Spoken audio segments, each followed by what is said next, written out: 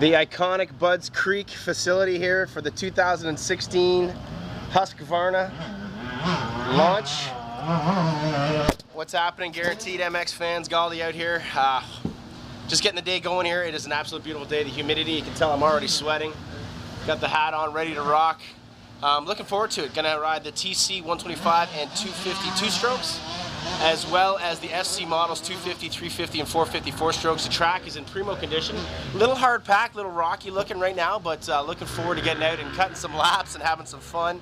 And once again, I haven't been here since 2004 to ride this track, so iconic and really cool to come out and be invited to, as they say, the pioneer of motocross here with Husqvarna. In 1903 they started making bikes, and they're making a big swing in 2016, and might as well get out. I'm missing some time right here like the boys are motoing. It's time to go have some fun here riding the new Husqvarna 2016 models.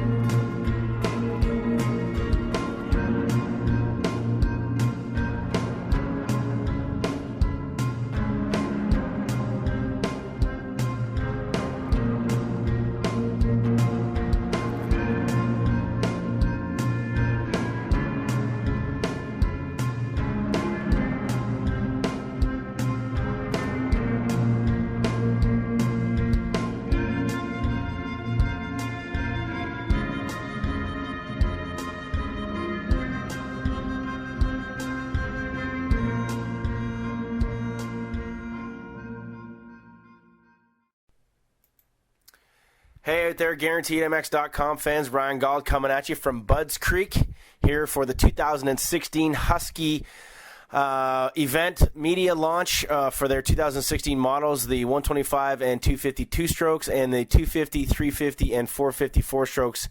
As you can see, man, an awesome day they had to set up for us, whether it was mechanics, bikes, food, drink, whatever it is. This young lady here asking me if I want to set up my handlebars and levers and whatnot. I was all right with it. I first rode the two-strokes. As we got there to the track, I figured it would be good to get the two-strokes out of the way before I rode onto the four-strokes, which I was going to definitely be a lot more comfortable with. As you can see, just heading out, the track was in pretty good condition. It was super hard pack, really hard to find lines today, so just kind of getting that comfort as a racer, rider, getting aggressive and really getting on the gas and really trying to experience what the bike is supposed to be bringing you was a little bit hard today. The whole concept of the 2016 models was comfort for the consumer and lighter weight. Each model knocked off a ridiculous amount of weight from previous year, including the 254 stroke, which is new for 2016. But the comfort level on all of them was good. You could get on the bike and you felt pretty good right away. You maybe a few little adjustments here. I actually didn't adjust anything all day long. I didn't click any suspension. I didn't really try to do anything. The suspension itself was soft on all models. So it was really hard to kind of get a feeling, but you could just kind of get a sense that a few little tweaks and twists here and there could really allow you to make this bike tune and fit your capabilities. As you can see, like I said, the track was set up, but it was really hard pack. On the 2-strokes, I found it really hard today. It was just one of those days that it didn't favor the 2-stroke. The 125 TC had motor like you wouldn't believe up top, but down below on the bottom where it didn't have any bottom end, where it was really hard to find traction. It was very difficult to really keep that bike in the power where I felt I was going good. I felt kind of embarrassing on the bike, to be honest with you. I really didn't feel like I was riding it very well. A lot of clutching down into first gear. And just found it difficult to ride it on the difficult terrain out there today. On the 252 stroke, I was pleasantly surprised. I'm actually even more high-fiving Kevin Benoit, who just wrapped up the 2015 Rockstar Energy Nationals on a 252 stroke like this Husky. His a KTM. The Husky, very similar, just a great, mellow, strong power, could get you over all the obstacles, but usable. I didn't have to snap the clutch and really feather things to get that power where I wanted it to be on the track where it was hard packed. When it had traction, the bike really wanted to pull. So in the 2-stroke range, I'm not a huge fan of the 125, just maybe because I haven't rode it for a long time, but it would take a lot more for me to set that up for me to be comfortable on it. The 250, a little bit more comfortable out of the gate. I would need a little bit more bottom end just to kind of snap out of the turns. But once you got into the meat of the power, the thing's got 60 horse, so it was endless power and easy to get over all the obstacles. Getting into the 4-stroke range, that's kind of where I am, I guess, in my career. I grew up on 2-strokes, but I'm a bigger fan of the 4-strokes now. I'm a point-and-shoot racer. I'm not as aggressive as I used to be, so the 4-strokes cater to my ability and comfort zone now. And then the way the track was set up today here at Budds Creek, it was really hard just because of the hard pack and not a lot of lines to really kind of be aggressive and get on the gas with. I rode the 350 first, which was the one I wanted to really get out on, and it hit a home run. I was happy right from the get-go.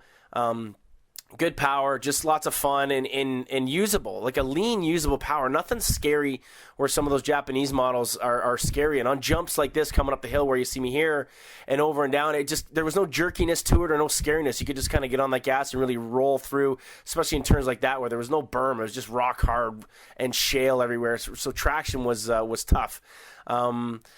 Weight for these bikes, you could tell that they've cut them down. I didn't get a chance to ride last year's model, but they're light and nimble, almost BMX-ish. Just like almost, it's so easy to get around that it makes you just want to be a scrubber or an aggressive racer. Getting into the rut here was super easy just because you could point the bike where you wanted it to go. This section here was a difficult turn. Jason Anderson actually was doubled down that. This section here, you had to kind of really try to find a good line, and then on the gas up to this big step-up jump. All 3 4-strokes made it easy just by rolling on that gas. Very usable power and never needing to grab another gear out of that whole section. These rollers here, I completely was an embarrassment, and I wish it was a straightaway. I would have felt a lot more comfortable. The big finish line tabletop, 3rd gear on all the bikes, piece of cake, rolling on the gas. And then these setup turns here, the bike really stuck to the ground nice and kind of flowed in where if once you're getting tired, it might be harder to hang on to. And then a big drive up the hill here. This is that finish line hill, or old finish line hill for years ago at Budds Creek. And just the power pulling the whole way up, never needing to really shift when you think you needed to shift. It just seemed to rev to the moon, whether it was a 250, 450, or 350. Just an enjoyable ride all around. This was a difficult turn all day, real choppy, and just kind of hard to get through. But the bike always stayed where I wanted it. It never kind of got loose on me or scary with that nice usable power. Here, a big kicker on this jump here. I get, once again, the bike in a comfort zone, never really did anything silly, so it always made you feel like you were safe. That's kind of a strange word to use, a safe word. Here's a Japanese media representative. This guy was having a great time out there today. We actually almost hit each other in one of the other sessions I was out there, but great guy over there. This corner here was awesome on all bikes. Great rut. You come in right there, you're on the gas, and it just really allowed you to sort of see what kind of power it was. All the 4-strokes, again, had that nice mellow power, but once again, you had to give it a little bit of a clutch. Me being able to get on the gas a little bit earlier than maybe some of the other riders, I needed a little bit more bottom end. So, fine-tuning with the maps or switching it to that aggressive setting really helped give it a little bit more snap. And then you got into these turns here, like I said before, where that hard pack, just it was hard. But the 4-strokes really catered to that stuff and made it easy for me to kind of feel comfortable. Doug Henry Hill right here. Wow, that was just an awesome, iconic jump. This is where he landed right here back in 1995. So pretty cool to be a part of Budds Creek and the Husky 2016 launch, just because of where we were in the track and the amount of history that's behind it. The Doug Henry era, Guy Cooper winning 125 out here, the 2007 Donations, Davey Millsap's getting a win in the mud, I think it was like 2009 or 10. This big step-up jump right here, claiming Dungey just a couple months ago. And then these rollers where numerous last lap passes have taken place for many a time. It was a great day. All around, I do not think you're going to be disappointed with the Huskies. They're a good purchase. And go to your local dealer, find them there. And get a Husky. You're going to have some fun, and they're easily rideable right out of the gate. And to find your comfort zone is only going to cost a few bucks or take a little bit of time. Big shout out to Husky once again. There's Victoria Het right there, looking good. She was able to get out at the last session of the day, and she is Canadian representative for Husky Canada. She's the one that put this together for GuaranteedMX.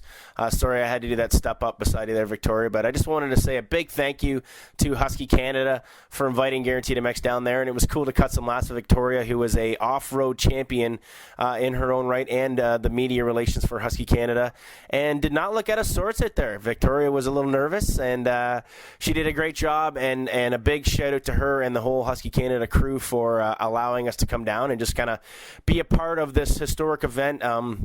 The Pioneers of Motocross is the name of the game at Husky, and they did a great job.